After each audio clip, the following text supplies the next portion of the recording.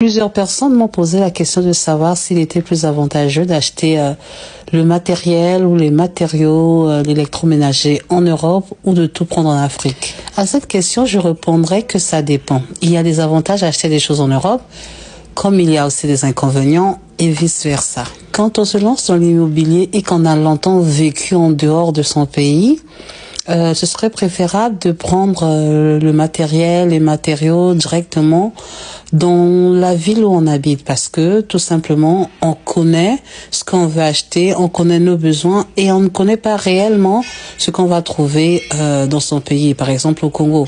Je suis venue au Congo en 2019 et depuis 2019 il y a eu énormément de changements.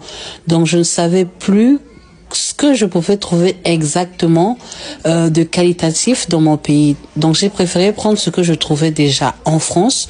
J'ai pris des matériaux, j'ai pris l'électroménager que j'avais l'habitude d'utiliser chez moi parce que pour moi c'était plus fiable que de venir au Congo, de commencer à chercher dans tous les magasins et de trouver un matériel ou des matériaux que je ne connaissais pas. J'ai préféré choisir l'électroménager que j'utilisais déjà en France.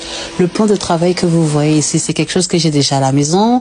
Les meubles Ikea, ce sont des meubles que j'utilise en France. Ça, ce sont des meubles de couleur blanche. Il y a juste le petit film transparent pour protéger.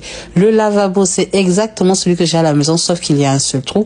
Donc, j'ai exactement repris ce que j'avais déjà l'habitude d'utiliser à la maison parce que j'étais en confiance. Si vous n'avez pas le même matériel ou tout simplement le même électroménager, vous pouvez vous permettre de venir regarder à Brazzaville et de choisir ce qui vous plaît. Par exemple, vous voyez ce lavabo, c'est quelque chose que je tenais à avoir dans ma maison parce que c'est quelque chose de qualitatif. J'ai pris quelque chose en grès, en céramique, tout simplement parce que je voulais quelque chose qui brille, mais qui soit aussi solide. Donc, ce genre de matériel là ou de lavabo, on va pas se mentir, ce n'est pas facile d'en trouver à Brazza.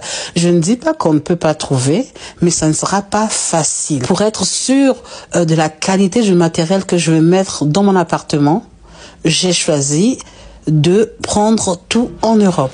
Alors, on a parlé des avantages, mais on doit parler aussi des inconvénients. Les inconvénients, c'est tout simplement que quand tu achètes des trucs à l'étranger, mais tu dois payer des frais de transit, de transport. Et on va pas se mentir, c'est pas donné. Par exemple, pour un plan de travail de 3 mètres de long, vous imaginez avec la crédence ce que ça peut coûter. Et après, il y a les problèmes de cassure. J'ai ramené un miroir que je vous ai montré dans une vidéo dans la salle de bain qui est arrivé et qui s'est cassé. Voilà, donc c'est bien. L'agence, c'est une très très bonne agence. Remplacer le miroir à 100%, réoffert les frais de transport. Donc ça c'est bien, mais ce ne sont pas toutes les agences qui agissent comme ça. Il faut vraiment choisir le genre de matériaux, de matériel ou je sais pas d'électroménager que je dois acheter. Par exemple, pour moi, dans ma tête, j'ai envie d'une tête de lit que je sais que je trouverai pas à Brazza. En tout cas, pour l'instant, je n'ai pas encore vu cette tête de lit. Par contre, pour les fauteuils en cuir, des choses comme ça, je peux les trouver à Brazza dans des bonnes boutiques, dans des grandes boutiques comme je pense Orca Déco ou d'autres boutiques d'aménagement. Je peux trouver. Donc il faut juste essayer de piocher les pépites qu'on trouve par exemple en Europe et puis quelques pépites aussi qu'on trouve directement au pays. Voilà.